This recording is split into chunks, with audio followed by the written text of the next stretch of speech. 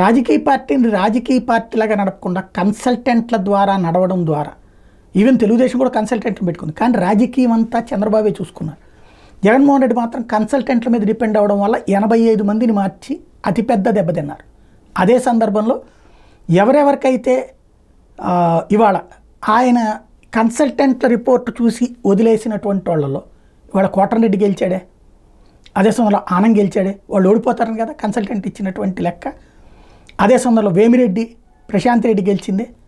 ఇప్పుడు అలాంటి ఒక బలమైన శక్తుల్ని కోల్పోవడం వల్ల నష్టం ఏంటి అన్నటువంటిది ఇక్కడ స్పష్టంగా కనబడుతుంది. అందులో ఒకటి ఇప్పుడు సుభాష్ మంత్రి కూడా అట్లాగే గెలిచిందే కదా.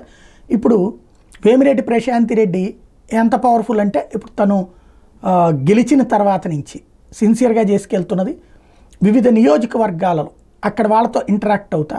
చంద్రబాబు గారి కోరిక, లోకేష్ గారి కోరిక ఏది 20 లక్షల ఉద్యోగాలు 5 ఏళ్లలో ఇవ్వాలి, ప్రభుత్వ రంగం కాదు, ప్రభుత్వ ప్రైవేటు కలిపి.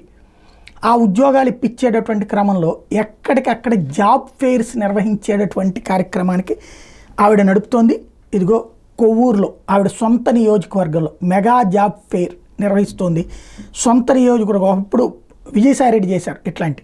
అయితే ఆయన అంటూ ఒక నియోజకవర్గం అని కాదు, ఆయన రాష్ట్రం అంతా చేసే ప్రయత్నం. ఇప్పుడు ఆవిడ కొవ్వూరులోనే 25 కంపెనీలతో జాబ్ ఫెయిర్ 1000 ఉద్యోగాల ఏర్పాటుకి సంబంధించినటువంటిది. ఇలాగ ప్రతి నియోజకవర్గంలో ప్రతి ఎమ్మెల్యే చేయగలిగితే అద్భుతాలే సాగుతాయి.